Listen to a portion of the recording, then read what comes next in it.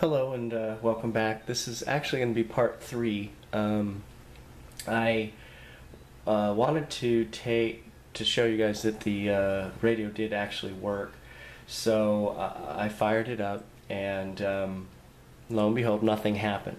And I did this once before, and I had to wiggle the 78 tube, and I just figured it was not in the socket correctly. The 78 tube is sitting right here. As you can see, the radio's on, and I can turn the volume up, and that's all you're going to hear right now. So all I wanted to show you was that I do have a problem here. I was going to show you. I was turning it up, and I think you can hear that squeal. So what I was going to do, originally I was going to show you that I took the cap off the speaker here to confirm that, you know, it was just 3 wires. It wasn't like 2 connected to 1 wire, and then there were actually 4 connections. But anyway, so I want you to take a look here at the amps. As you can see there, it's just a little above 4 amps, and I'm not sure why I don't know why the focus has been acting up on this the last couple of days, or last 2 videos. Okay, there it goes. So what I'm going to do is I'm going to take my trusty little screwdriver here, which is insulated, I might add, although I am going to just touch the grid. But on the 78 tube, I'm going to press down here, if you can see it. Where did it go? I'm going to press down here, and I want you to watch the amps. You'll see them pop up. Oops. You'll see them jump up, and what'll happen is, as the cathode heats, see, it jumped up there. Now, as this cathode heats up, you're going to suddenly hear many discounts that we get and dividends to offset the premium cost. I find and that you to can be hear that unheard of. For more information about I do definitely have something's going on with the speaker, and I'll show you that in just a minute. But now watch when I take the screwdriver off of here.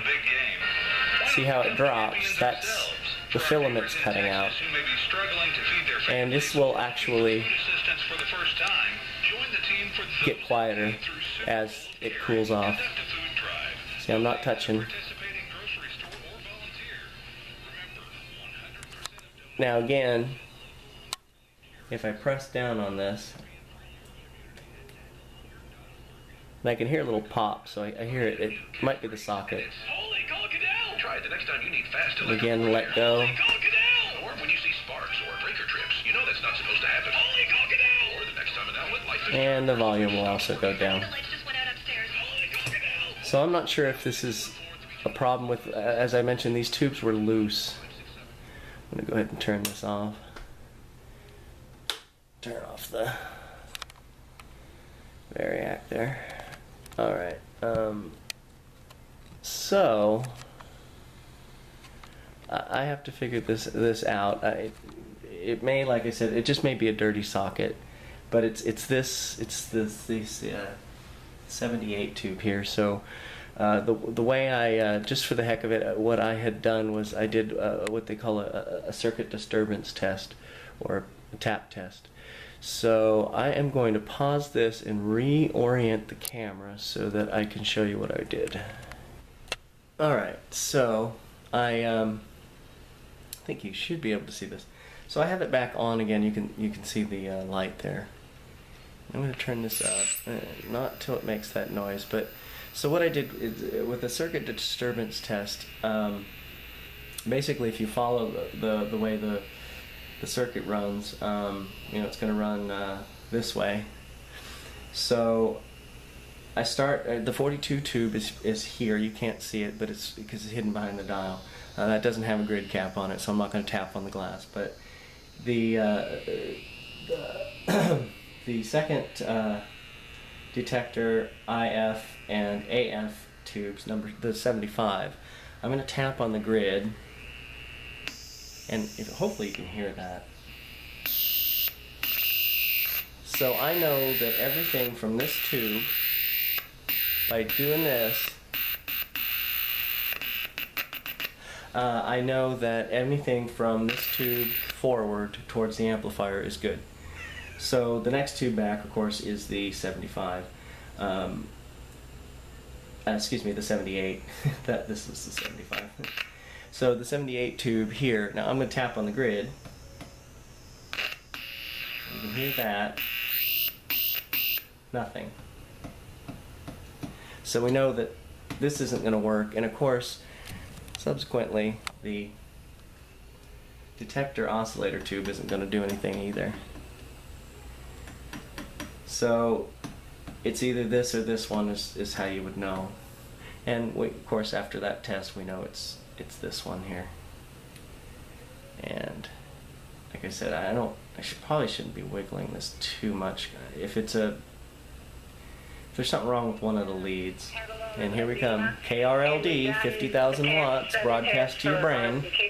And there's no problem there, but I seem to accumulate a lot. So anyway, that's where I stand. That's what I discovered when I was doing this. So I'm going to go ahead and show you what I guess I'm going to go ahead and show you the speaker, what I was doing with the speaker. So I'm going to turn off my thing here. So the speaker, and by the way, just always make sure these are covered with cardboard and taped. I think I already mentioned this, but taped to the frame here. So again, I'm going to go ahead, I'm going to cut the wire on this one, and I mostly wanted to show you, like I said, that the radio does work, and I was going to actually show you the inside of the speaker, which I guess I have a couple minutes left. I'll go ahead and do that. So I'm going to take these off. It's a good idea to have a nut driver set. I'm actually using the screwdriver that I have the little bits to put in. Problem with this, though, of course, is there's a magnet in there, and if I unscrew these screws all the way, then it gets sucked inside, and I have to grab a pair of needle nose pliers and pull it out. So again, I'm just going to go ahead and take this off here. And like I said, at least for me, I can't take it off all the way or it's a pain in the butt. So I'm going to move this out. Now, one of the things I wanted to show you was inside here is this paper, and as you can see, I discovered this one had been folded down. This paper is obviously it insulates the connections on the transformer there, so you don't short out. I imagine that would be quite a light show. I'm going to have to go ahead and replace the cardboard in here. This is, well, it doesn't rip. Maybe I'll just glue it up against the side. But anyway, it's an insulator, and you never want to put this... Oop, can't see that. I may just glue these here. It's an insulator. It's important. You never want to put this back without that. Like I said, otherwise, your radio is going to double as a pyrotechnic show. Might be kind of thrilling, but quite dangerous. So the transformer, it looks, I mean, it's okay. Here again, where you can see they did twisted the pairs together. I already mentioned I'm going to redo that. You know that. Oh, there's a little blob of solder somebody dropped on there. It's gone now. Again, I have this weird white corrosion, and I'm assuming this was sitting in a garage or carport for some time, or possibly in an attic near a window. I don't know. So I don't know if you heard the distortion when I had the radio turned up rather loud. One of the things about this I want to check out is when I first opened this, took the speaker out, there was a couple of, let's get some light in here. There was a couple of white pieces of paper. You can still, I don't know if you can see that in there. You see that white piece of paper? At first, there were two of these that fell out, or one fell out.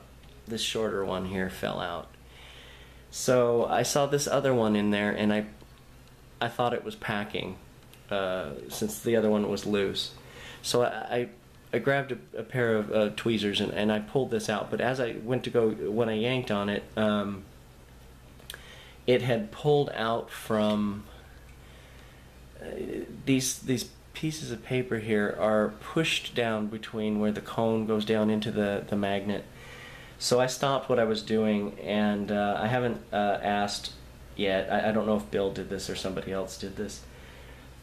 I got to see what the reason is. I'm assuming it's damaged. I mean, I assume that it stops it from possibly rattling or whatnot. But I will find out. And I'm going to go ahead and wrap this up. I will just have to mark down just to note that I need to check on that 78 tube. Maybe, like I said, hopefully it's just a dirty socket, but we'll find out. So again, these fun little radios just keep throwing little challenges up at you if you're not careful. So I'll anyway. So I'm gonna take some of the stuff off, and I'll take the tuning condenser off, and I will update with another video as soon as I get some of this done. And I'm gonna see if hopefully I can get my tripod, my little miniature tripod, to work right on the counter, and I'll see if I can do a little video of me cleaning the tuning condenser. Thanks for watching.